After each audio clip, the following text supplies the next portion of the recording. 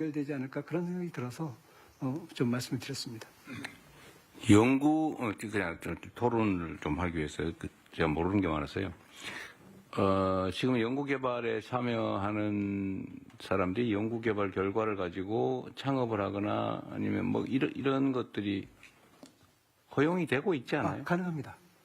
가능한데 그 예전에 이제 그 디지털 교환기 했을 때 제가 알기로는 이제 그 참여하는 사람들한테 이제 뭐 연구수당 또는 뭐 주택이라 이런 지원까지도 됐었고요. 그리고 이제 그 해외 유학 같은 특전도 많이 주어졌고 그리고 뭐 다른 것도 있지만 그때는 이제 국가 사업이다 보니까 그 일을 참여하는 사람 자체가 어떤 국가적인 명예 같은 게 됐었거든요. 그런 제가 말씀드린 거하고 약간 좀 포인트가 다른 것 같네요. 그러니까 이게 그거를 창업을 하거나 아니면 뭐 상용화하는 거는 그 R&D를 하고 있는 주체, 그러니까 뭐 법인이든 연구기관이든 이런 데가 하는 건 허용이 되는데 거기에 소속돼서 보수를 받고 일하는 연구원들은 독자적으로 뭘 할 수는 없는 거죠. 허용되어 있는 거니까. 그건 출연연 쪽에서 거기 연구에 참여한 보수를 받고 참여한 개인들도 그걸 뭐 상업화하거나 이런 거 국가 R&D에 참여한 연구원이 거기서 나오는 지식 재산을 가지고 자기가 창업할 경우에는 그 출연 기간에 자기가 연구한 거기서 IP를 기술 이전을 받아가지고요. 그 기술을 더 심화시켜가지고. 자유롭게 할 수 있나요? 아니면 뭐 승인을 받거나 뭐. 그거는 기관 자체 내 조금씩 다릅니다만은 그 국가에서 그걸 장려하는 정책에 의해 가지고 간단한 창업심의위원회를 통과할 경우에는 뭐 원활하게 창업이 된다고. 그러니까 지금 우리 경고문님 말씀하신 것처럼 이제 동인이 필요한데 사실 그게 제일 강력한 동인이잖아요. 예? 그 인센티브라고 하는 게 뭐 해서 나한테 남는 게 있어야지. 그건 맞는 거거든요. 근데 그게 지금까지 했던 그러니까 뭐 창업이나 상용화하거나 이런 걸 허용해 준다라는 것으로는 부족하고 뭐 아까 말씀하신 것처럼 뭐 집을 한 채 주든지 뭐 아니면 연구비의 몇 % 아니면 그로 인해서 얻을 편익에 일정 비율을 준다든지 그런 게 있으면 좋겠다 그 말씀이세요? 그런 것도 이제 큰 매력을 만드는 요소 중에 하나가 있어요. 그거 진짜 맞는 말씀이신 것 같아요. 좀 어때요 그 문제는? 예, 대표님 내년에는 저희들이 이제 연구 성과 기간을 땡겨서 하게 되면 그 남는 돈을 인센티브로 드리려고 합니다. 아니, 그것도 괜찮은 방법인데 그거보다는 빨리 끝내는 것도 물론 인센티브인데 더 깊이 있게 예를 들면 연구를 하다 보면 꼭 그게 아니고 약간 뭐 벗어나는 것들도 있잖아요, 그죠? 근데 지금 같으면 연구 과제에 집중하니까 안 해버릴 것 같아요. 근데 뭔가 역사적으로 정말 유용한 물질 발견이나 이런 건 전부 다 부수적이었다는 거 아니에요? 우연히 부수적으로. 근데 그런 걸 권장하려면 지금 고모님 말씀하신 것처럼 인센티브 방식을 좀 더 다양하게 획기적으로 할 필요는 있겠네요. 아이디어는 어떤 거 있어요, 예를 들면? 뭐 현장에 계시니까. 뭐 여러 가지가 막 있는데 그 연구원들이 하고 싶은 생각이 들게 만드는 방법. 네. 뭐 제일 좋은 것 중에 하나는 창업의 길을 가게 하는 거는 말씀하신 것처럼 원래 있는 거니까. 예. 근데 이제 창업에 갔을 때 요즘 이제 걱정하는 것들은 실패하면 어떡하지거든요. 근데 사실은 창업은 한 5, 60% 아니 7, 80%는 한 90%는 실패한다고 봐야죠. 근데 실패했을 때 어떻게 될지에 대한 설계 이런 것들도 좀 필요한 것 같고요. 예, 그런 조치도 되게 실패했을 때 복귀할 수 있게 해준다든지 뭐 예, 그런 거죠. 그런 것도 되게 필요한 것 같고 그다음에 이제 사람들이 밖으로 나가는 이유를 보면 뭐 임금 차이도 사실 굉장히 많이 나거든요. 그래서 이제 그러면 국내에서 창업을 했을 때 뭐 이제 뭐 스탁옵션이나 이런 걸 줄 수도 있는데 그래서 그런 스탁옵션에 대해서 예를 들면 과세를 좀 조절해 준다거나 해서 그 성과가 실제적인 소득으로 이어질 수 있게 하는 것도 방법이 될 수 있을 것 같고요. 뭐 여러 가지 방법이 있을 것 같습니다. 요 문제는 되게 중요할 것 같은데 다른 분들도 의견을 좀 한번 내봐 주시죠. 괜찮은 안이 있으면. 제가 대학 쪽 입장에서 한번 말씀을 드려보면은 전 세계 모든 대학들은 그 특허를 내거나 지식재산이 생기면은 직접 창업을 하는 방법도 있지만은 기술 이전을 하는 방법을 많이 씁니다. 필요로 하는 회사에다가 기술을 공여를 하고 그 대가를 받는 거죠. 그래서 외국의 유명한 대학들은 심한 경우에는 뭐 예산 전체에 대학이 소유한 예산 전체의 10% 20%를 그걸로 충당을 하는 뭐 때에 따라서는 조 단위까지도 올라가는 그런 걸 하고 있습니다. 그래서 우리나라도 그렇게 수입이 생깁니다. 그러면 수입을 어떻게 배분하는가 하는 문제인데 보통 수입을 배분하는 그 수혜자가 세 개입니다. 대학 전체 아니면 교수가 소속한 학과 그리고 교수 개인. 그렇게 해서 대개 1대1로 하는데 우리나라는 아직 초기 단계여서 개인한테 제일 많이 주는 체계입니다. 그래서 심한 경우에는 한 70%까지도 수입의 70%까지도 그 발명가 개인에게 그 혜택을 주는 그런 제도를 채택한 대학들이 꽤 있습니다. 그게 더 유용하다는 거예요? 굉장히 개인, 유용하죠. 개인한테? 그러니까 그게 꽤 배당을 많이, 그러니까 기술 이전에서 금액이 많이 들어오는 발명을 하거나 특허를 보유한 그런 개인에게는 대단한 이게 인센티브가 되고 모티베이션이 되고 그래서 그런 연구에 많이 몰두를 하고 집중하게 됩니다.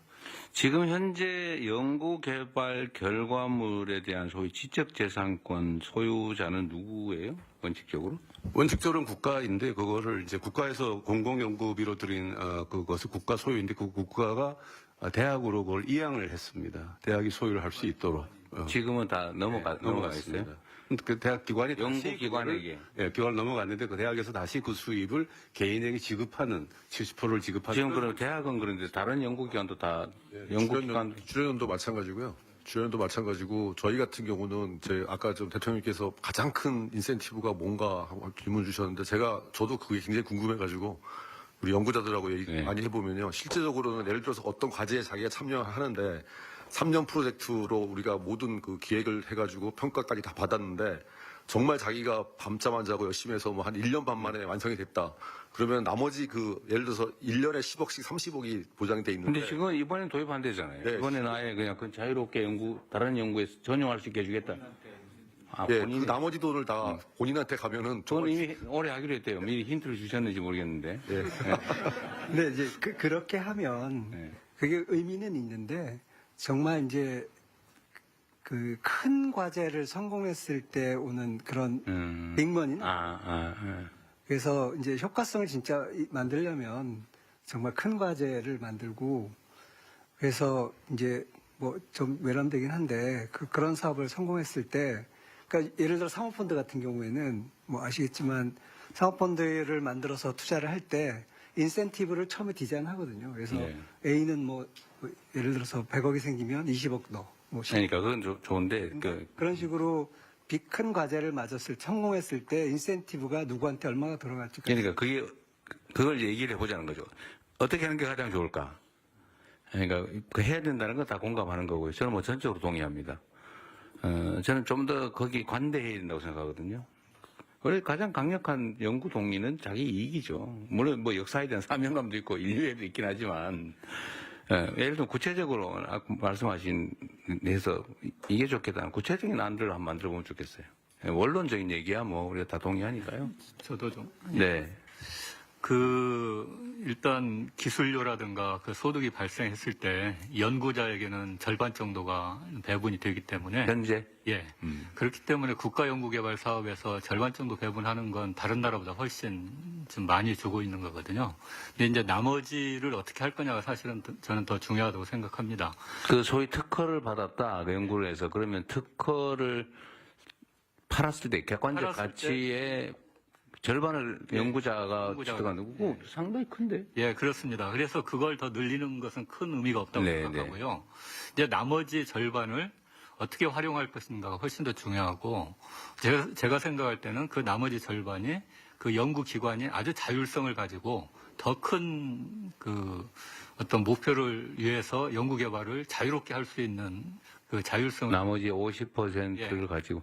그게 훨씬 더 중요하다고 생각을 합니다. 그리고 지금도 이미 그렇게 돼 있다는 거 아닌가, 이론적으로는? 상당 부분 그렇게 돼 있는데 이제 지적재산권이 아예 연구기관 자체에 귀속이 되니까 그걸 예. 팔아가지고 절반은 연구자한테 주고 절반은 그 연구기관 자체에 귀속되니까 그거 마음대로 쓸 수 있는 거 아니에요, 그냥 이론적으로? 이제 막상 쓰려다 보면 좀 제약이 좀 있는데 이제 어쨌든 누가 잔소리예요? 연구 개발이 일단 되는 것은 또 주변에 많은 분들의 도움이 있어서 되는 부분들이 많이 있지 않습니까? 그래서 어쨌든 그런 부분은 그냥 연구기관의 자율성으로 맡겨놓으면 연구기관 입장에서 가장 좋은 방향으로 가장 효율적인 쪽으로 재생산할 수 있도록 할 수 있을 것 같아요. 그게 제가 얼핏 듣기로는 그 제도적 제약이기보다는 기관 내 문제 같아 보이는데요. 각 연구기관 내 문제 아니고.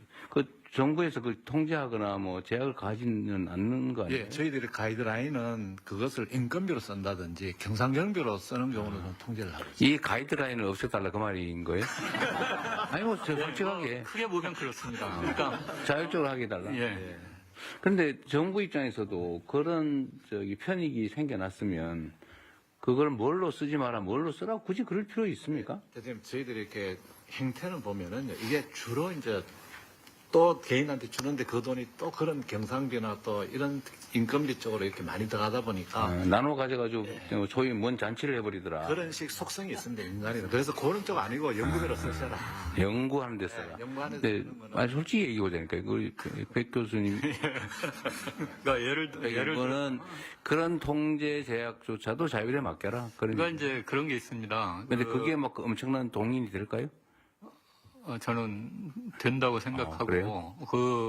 어쨌든 정부라든가 대학에서 정부의 예산을 가지고 연구를 하는 것은 또 많은 그 환경이 갖춰졌기 때문에 그 연구를 할 수 있는 거고 또 그때 마침 연구 개발자 그걸 맡았기 때문에 좋은 성과를 낼 수 있는 네. 거니까 그러면 그 환경을 만들어줬던 그 주변 분들도 경우에 따라서는 인센티브를 같이 줄 수도 있어야 된다고 생각을 합니다. 네.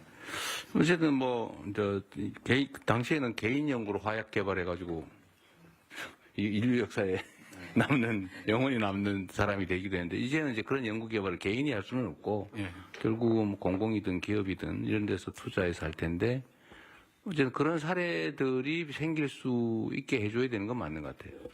근데 지금 시스템에 뭐 문제가 큰 문제가 보이지는 있어서 않아 보이는데 예. 이렇게 하시죠. 그 의견을 좀 더 내주시는데 하여튼 이 인센티브 제도를 좀 연구를 좀 더 해가지고요.